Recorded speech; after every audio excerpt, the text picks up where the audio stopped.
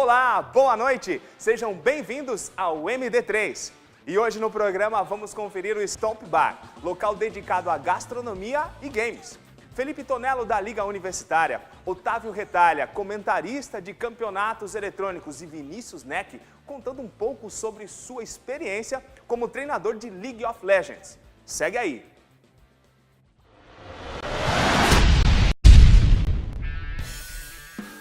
O eSports tem um crescimento anual gigantesco e também atraído olhares de diferentes públicos e segmentos.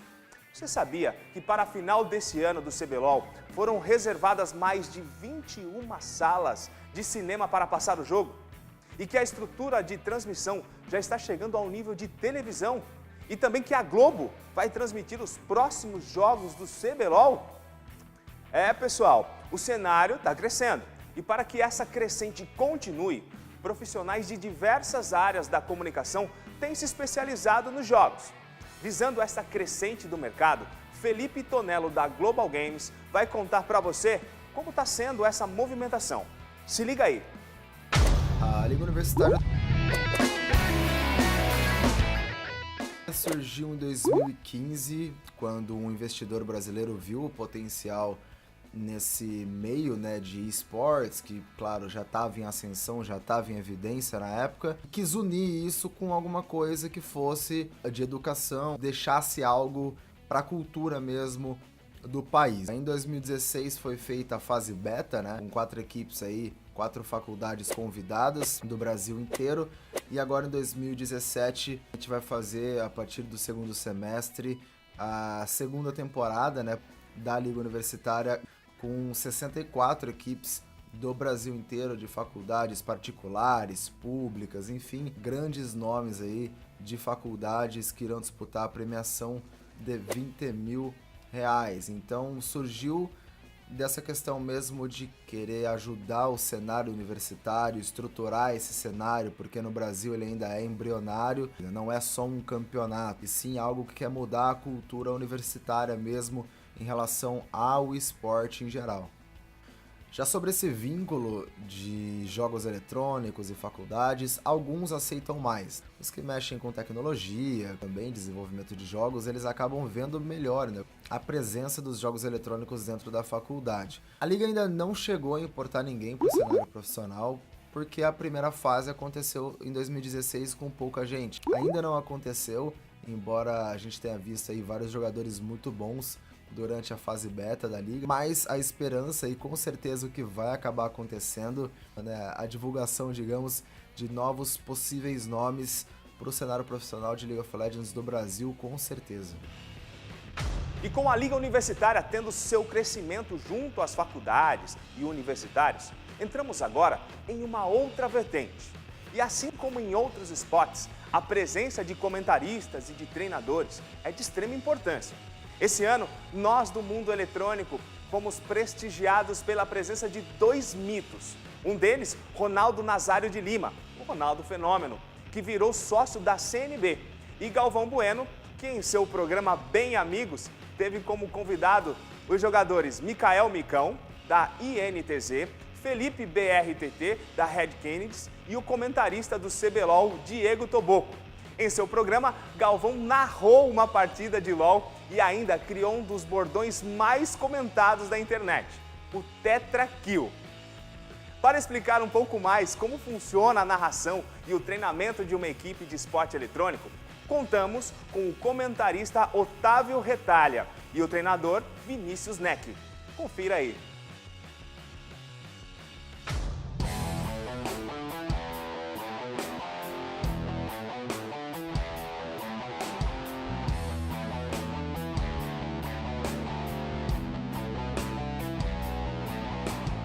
Bom, o trabalho de comentarista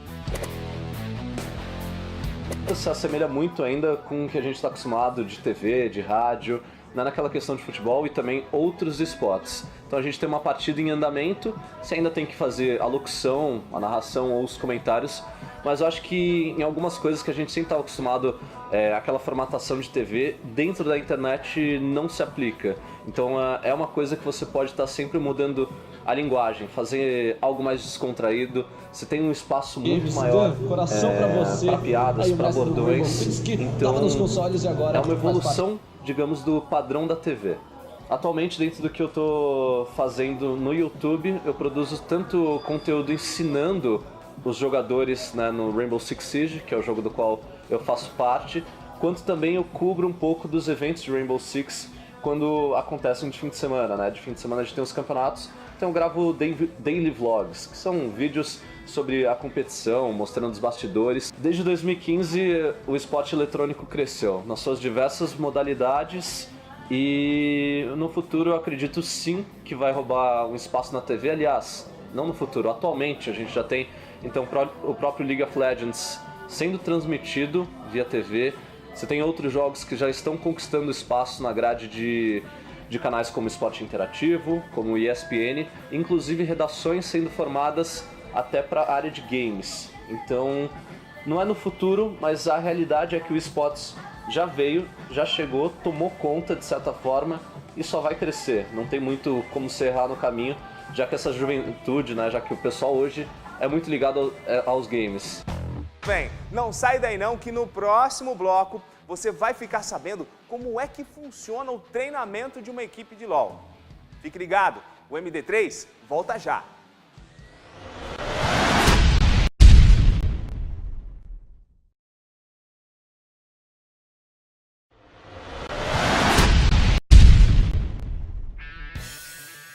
E estamos de volta. E agora, sem mais delongas, o Vinícius Neck vai contar como é que funciona o treinamento de uma equipe de League of Legends. Confira aí. O coaching, como o próprio nome diz, é o treinador. Basicamente, as pessoas elas confundem um pouco e pensam que um time tem apenas um treinador ou uma pessoa que vai fazer uma função. São vários treinadores dentro de um time. Você tem um treinador principal que a gente chama de head coach, mas a principal função desse head coach, a principal função desses treinadores é você conseguir pegar todas as engrenagens e colocar elas para rodar de maneira correta. Lá fora já temos esse crescimento, só que já é alguma coisa mais expansiva, porque os atletas eles já são registrados como atletas e coisas do tipo. Aqui no Brasil a gente está caminhando para esse tipo de coisa. Então, os próximos anos aqui no Brasil, basicamente, para os investidores ou coisa do tipo, quem for investir agora vai ser um momento para poder crescer e se tornar bem grande no futuro. Um pro player é basicamente você ser um atleta profissional, como se fosse um jogador de futebol mesmo, onde você trabalha através de rotinas, onde você tem uma dieta, você faz academia, você precisa estar bem mentalmente, tem um acompanhamento com psicólogos, treinadores, todo esse acompanhamento para poder aumentar a qualidade de jogo que você está tendo e o nível de jogo que você está tendo. Acredito que a vinda do MSI para o Brasil ela ajuda bastante na parte de mídia e na parte de marketing, porque o Brasil até então ele passava por wildcards, que são campeonatos pequenos para poder chegar até o Mundial. E essa visibilidade que o Brasil está tendo, a torcida brasileira, como ela está sendo vista lá de fora como uma torcida apaixonada, uma torcida que está o tempo todo gritando e acompanhando, e o pessoal de fora está gostando.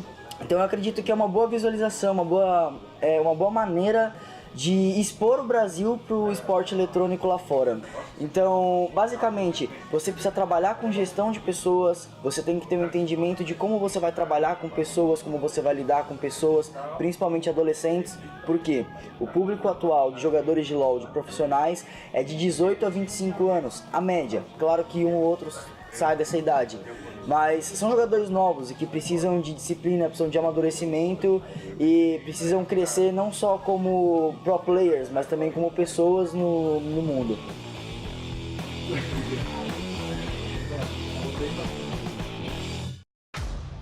E o que seria de nossos jogos sem o trabalho desses profissionais, não? E sejamos claros, assistir ao CBLOL com os comentários hilários do jovem Tichinha é de outro mundo. Porque, segundo ele mesmo, o mundo dá voltas, não é verdade? E o esporte eletrônico está tão badalado que o MD3 foi até o bairro do Tatuapé, localizado na zona leste de São Paulo, para acompanhar a final junto aos fãs no Stomp Bar, um local especializado em games e gastronomia. A grande final do CBLOL entre as equipes da Cade Stars e Red Kennedys contou com a sua legião de fãs que lotou o Classic Hall em Recife, fazendo com que o embate entre as equipes ficasse ainda muito mais emocionante. Com a vitória por 3-1, a Red conquistou o título do CBLOL, com destaque para a sua bot lane. Roda a matéria.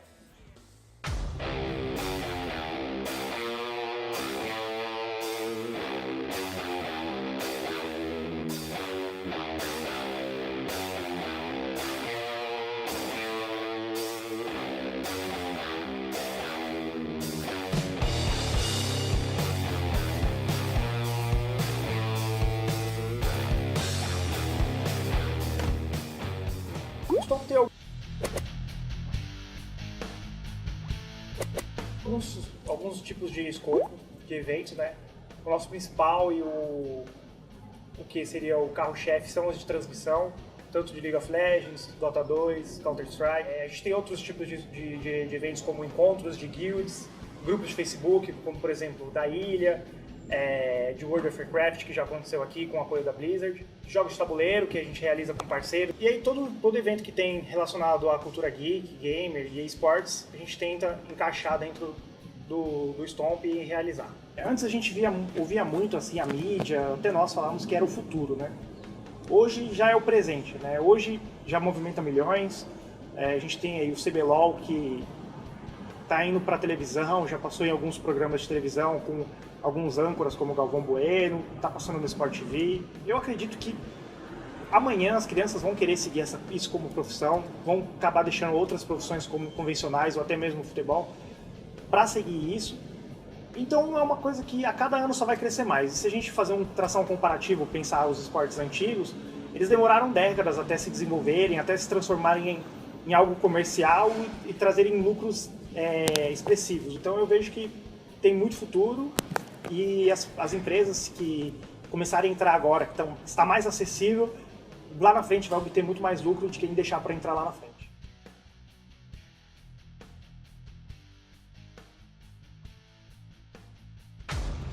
Meus amigos, que jogão foi esse?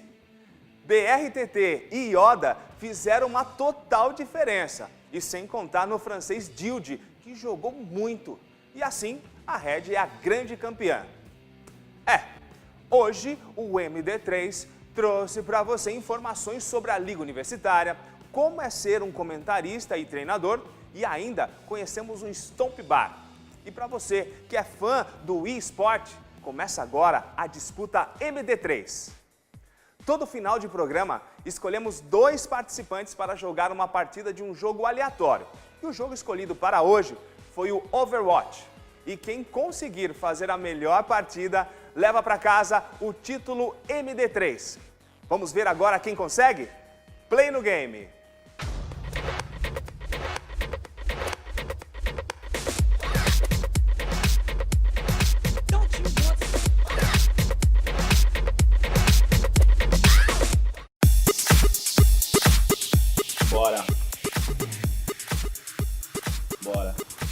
Bora pra mais um título, time.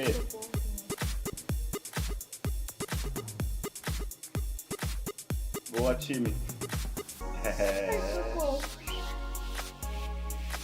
Caramba, difícil. Cadê o pessoal? Tudo canterano.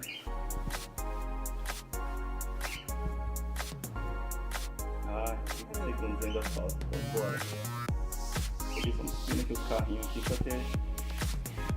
Quem que eu sei? Eu não sei quem é o meu inimigo. Cara, é animal esse jogo, é muito bom. O melhor é a dublagem. Você se sente dentro do jogo de verdade.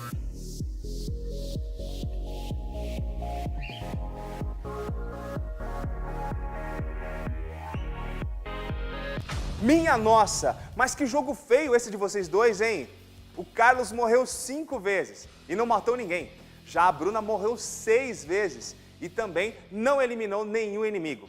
E a regra é clara, ganha quem mata mais, ok? Então, sendo assim, ninguém leva para casa o troféu MD3. Mas agradeço muito a participação do Carlos e da Bruna e agradeço também a você aí de casa por ter ficado aqui com a gente acompanhando as notícias do cenário do esporte eletrônico. E eu só tenho a dizer uma coisa: GG Easy, meus caros! Fui!